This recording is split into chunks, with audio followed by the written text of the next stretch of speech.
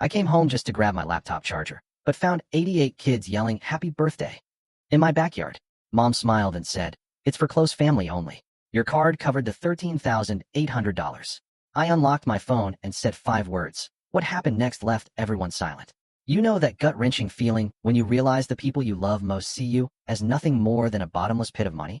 I always thought I was just the reliable one, the background guy. But when my mom, with that fake hostess smile plastered on her face, told me my card had just paid for a $13,800 unicorn birthday party I wasn't even invited to, that's when I finally snapped. The silence that followed wasn't just deafening. It was the explosive start of a reckoning.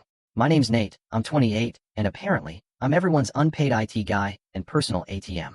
I fix messes for a living at work, and for my family, it felt like a full-time hobby. I'm the spreadsheet guy, the one who knows numbers don't lie the way people do. In my family, I was always there, just not really seen, like that person you forget to tag in photos. My sister, Grace, 3 years younger, she was the sunshine, the golden child. Big laugh, big plans, tiny attention span.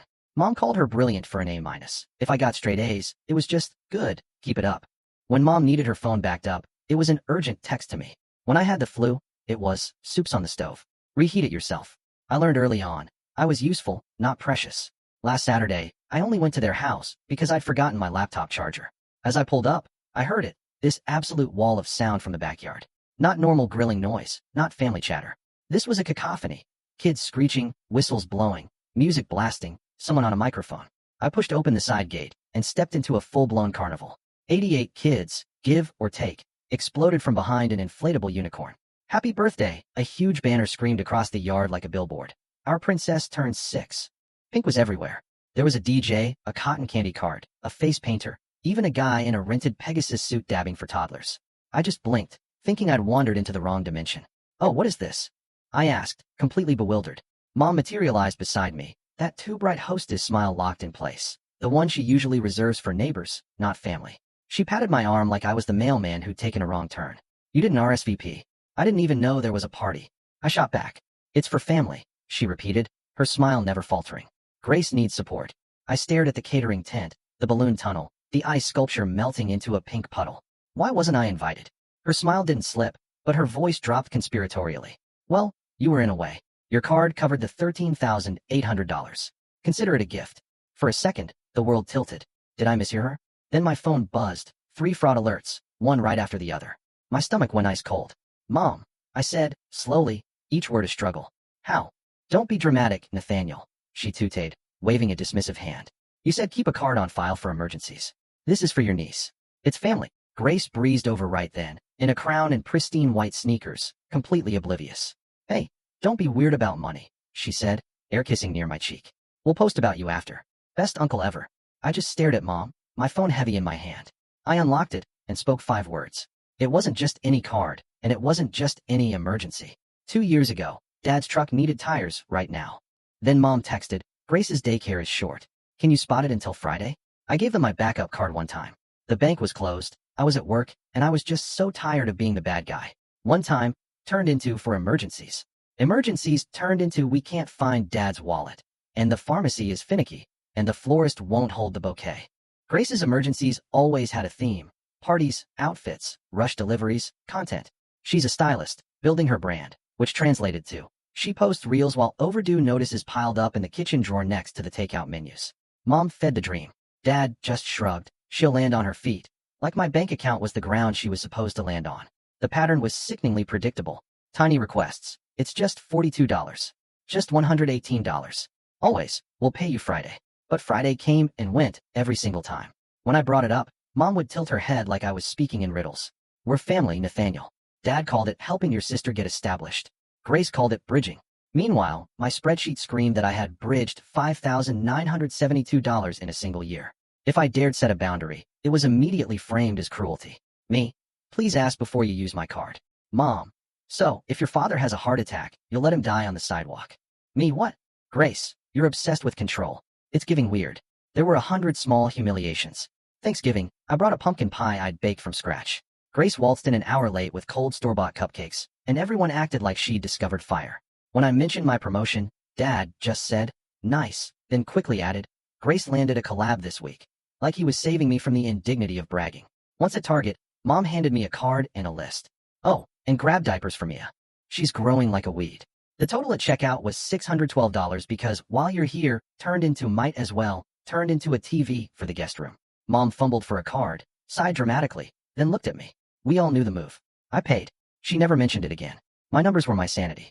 My notes had dates, amounts, and little quotes attached. March 14th, $312.17. The caterer only takes deposits. April 2nd, $87.99. Mia's recital shoes. She's a star. May 21st, $1,200. Non-refundable venue hold. Super quick, please. When I tried to tally it all up and send a neat text with the totals, Mom called within seconds. We don't nickel and dime each other. We do when it's my dime, I retorted. Watch your tone, she snapped back. Around the same time, the stakes got impossibly higher. Grace announced private kindergarten. Tuition breakdown arrived in the family group chat like a weather alert. $21,000 a year. We'll make it happen, Mom wrote. We'll all pitch in, Dad added. I didn't respond. 5 minutes later, Mom privately messaged. We put your card for the enrollment fee. It's just to secure her spot. Don't overthink it. Then came the SUV. Too many car seats, Grace declared, even though there was only one child. Safety. The dealer needed a co-signer for the best rate. Mom, she pleaded, it's just your name on paper. We'll handle payments. My phone lit up with missed calls, 12 when I said no. You're trying to sabotage your sister. Mom screeched. You don't want her to have nice things. I want me to not live on a financial cliff because you treat my limit like your lifestyle. I shouted back. Dad's take? It's pride, son. Pride will make a man lonely. He said it like a proverb that should end all arguments. I kept a log of everything, because it was the only proof I wasn't imagining it. Scrolling back, I saw the earliest entry, September 7th. Mom, keep a card on file for emergencies. Me. Okay, but text first. No one ever texted first. What really clicked things into place were the tiny slips. Grace asked to borrow my denim jacket for a shoot, then posted a story tagging a luxury hotel, writing, manifesting is real. Mom casually dropped that she'd booked a petting zoo for Mia, because childhood is short. I thought she was joking. Then a goat headbutted my shin last Saturday, and I realized the joke was me. If you want to know how you matter to someone, say no. I tested it twice in June. Me. I can't do the enrollment fee. Mom. So you hate your niece. Me. I won't co-sign. Dad. You're making us beg.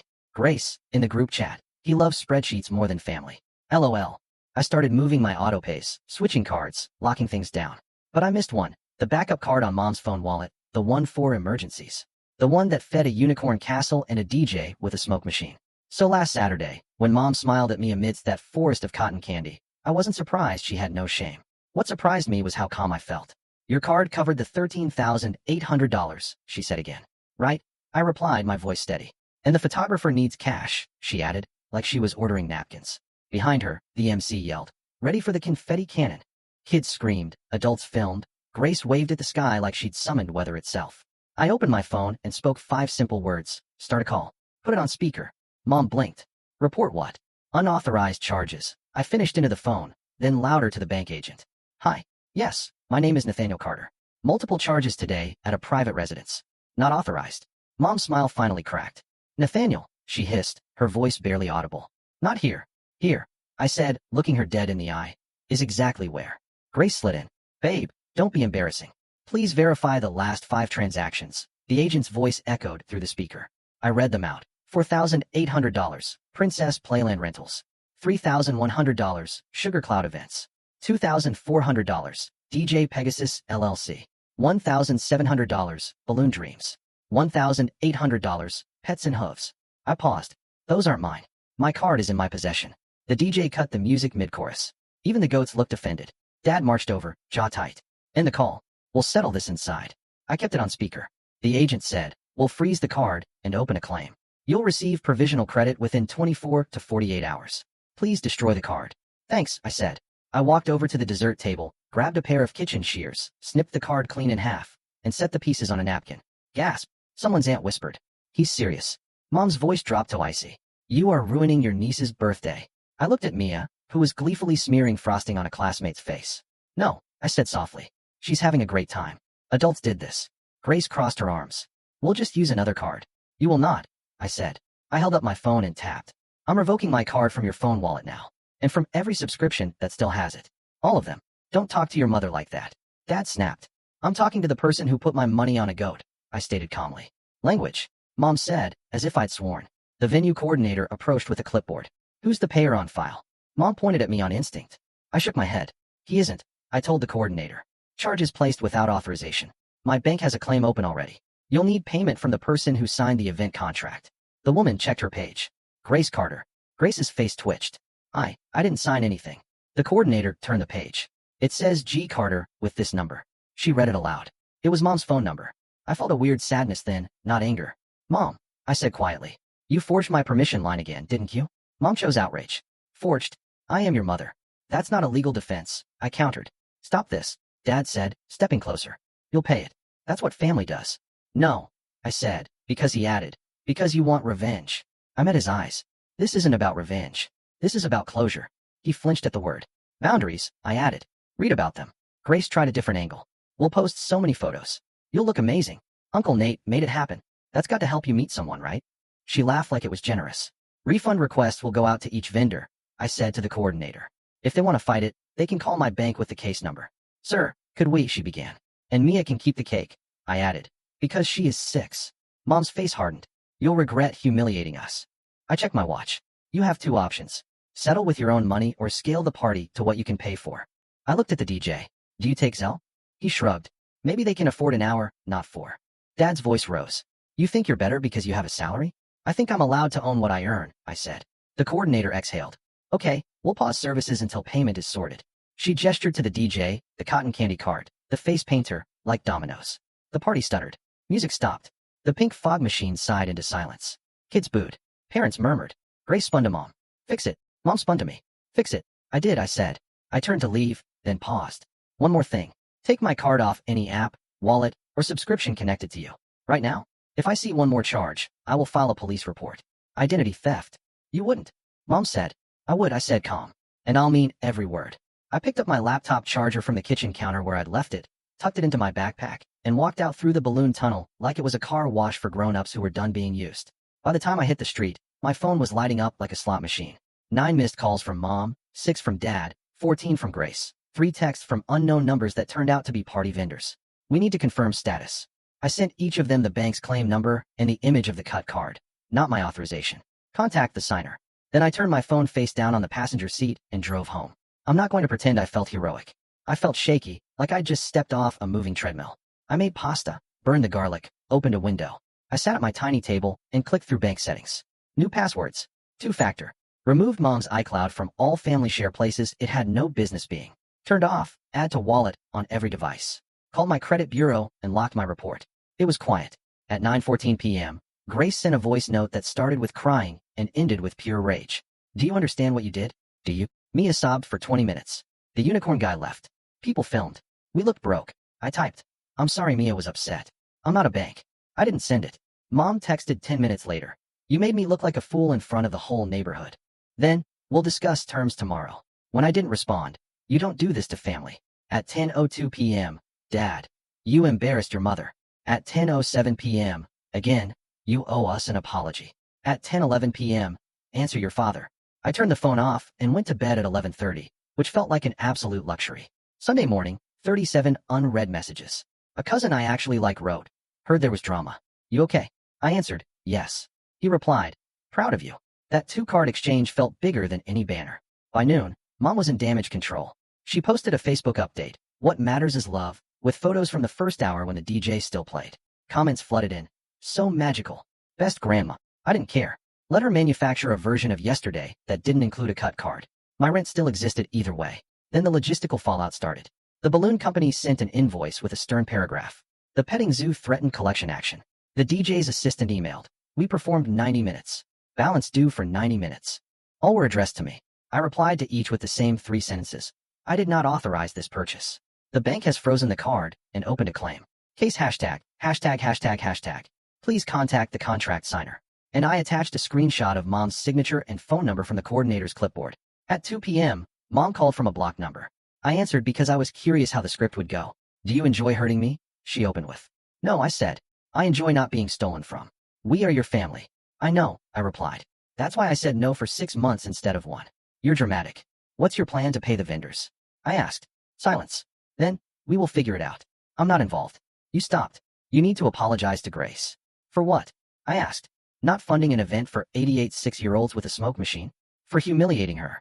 People will talk. They always did, I said. But this time the story is true. She tried a soft voice. Your father's blood pressure. Then you should sit down, I said, not unkindly. Mom, listen. This ends. My card is off your phone. My credit is locked. If you attempt another charge, I will file a report. I do not want to do that, but I am done. Her voice cracked on the last word. Done with your family? Done being your wallet. Click. I took a walk. I passed 3 birthday parties at the park, folding tables, store cake, kids with grass stains, parents laughing, no fog machine, no goats. People clapped for a 6-year-old blowing out candles, and that was enough. Back home, I wrote a simple email titled Boundaries to Mom, Dad, and Grace. I will not co-sign anything. I will not provide a card on file. If you need money, you will not ask me. If you ask me indirectly through urgence, holds, bridging, or we already did this, can you just? The answer is no. I will not discuss this on the phone. Email only. If you attempt to use my identity, I will involve law enforcement. I hit send. 3 minutes later, Grace replied, You're a monster. Then, Mia is confused why Uncle Nate hates her. I typed, I don't. I hate being exploited. I deleted it and sent nothing. The next week was a parade of tactics. Love bombing. We miss you. Come for dinner. Guilt. Your grandmother asked why you're so cruel. Anger. You're dead to us until you apologize. Practical panic. The balloon company says they'll add fees. I forwarded everything to a folder named Records. Thursday. Mom tried the neighbor route. Mrs. Patel left me a voicemail. Dear, your mother says there was a misunderstanding. She's heartbroken. I called Mrs. Patel back. There was a misuse of funds, I said. I handled it. She paused. Good for you, Beta, she whispered. I wondered how those goats were getting paid. On Friday, my bank finalized the provisional credit. $13,800 back. I stared at the number for a long minute and felt not triumphant, just correctly aligned. I started building routines that belonged to me. I put my niece's art, the one crayon drawing she handed me at Thanksgiving, on my fridge, because I do love her. I bought a $12 grocery store cake on Sunday and cut myself a slice after dinner, because last year my birthday got folded into Grace's pre-launch mixer, and I said nothing. This year, I will say things. The calls didn't stop, but my body stopped flinching. I answered fewer. I slept more. I ran 3 miles and ordered new running shoes without feeling like I was stealing from a child. I said yes to trivia night when a friend texted, Come out. It felt small and enormous. Tuesday morning, I got a short email from Dad. Your mother is upset. You need to make this right. I drafted and redrafted 15 replies. I sent 2 sentences. I love you. I will not be used. He wrote back, If you loved us, you'd pay. I closed my laptop and went to work. A week later, I met with my therapist and told her everything in a flat voice, like a report. I said 5 words. I told her, and then I kept saying no. She smiled. It wasn't the 5 words, she said. It was you believing yourself. I walked home through a different neighborhood. Quiet blocks, regular houses, a dad in socks tossing a ball to a kid in the driveway. No banners, no fog machines. Just people living within the borders of what they can afford and who they are. That night, Grace sent one more shot. A photo of Mia in her princess dress, chin crumpled. She asked why you don't love her, Grace wrote. I stared at it for a long time and then typed slowly, I love Mia. I will see her when you and Mom can respect my boundaries. Please don't use her to pressure me. I hit send and put my phone down. No reply. I made dinner. I washed dishes. I cleaned the counter because clean counters feel like peace. I opened my spreadsheet and removed an entire tab labeled Family Reimbursements. I took a breath and deleted it. The silence after felt like a room widening. I don't want revenge. I don't want them bankrupt. I don't want Grace to fail at being a mom or an influencer or whatever she's chasing. I want a life where the cost of loving people isn't measured in credit limits and stomach knots. So, here it is, simple and plain. I will not co-sign your loans. I will not be your backup wallet. I will not be shamed for saying no. If you try to spend my money without my permission, I will treat it as theft and act accordingly. If that means some people stop calling, then the truth is, we were only connected by a card. I'm not waiting for an apology, though I'd accept one. I'm not writing this to rally anybody or teach a lesson. I'm writing it because a week ago, I stood in a backyard under a banner that said, Our princess turned 6, while my mother told me, close family only, and handed me the bill. And I realized I had been standing outside the velvet rope of my own life for years, waiting for an invitation that wasn't coming. I'm done waiting. I'm unlocking my door and stepping inside. I'll still be the person who fixes things at work. I'll still run my 5 Burmese chats. I'll still bring a pie to Thanksgiving if I go. I'll still love my niece, and I will keep my boundaries without raising my voice, without keeping score, without posting about it, without turning it into a war. This isn't about revenge. This is about closure. I'm not the appliance in the corner anymore. I'm a person with a PIN number and a spine.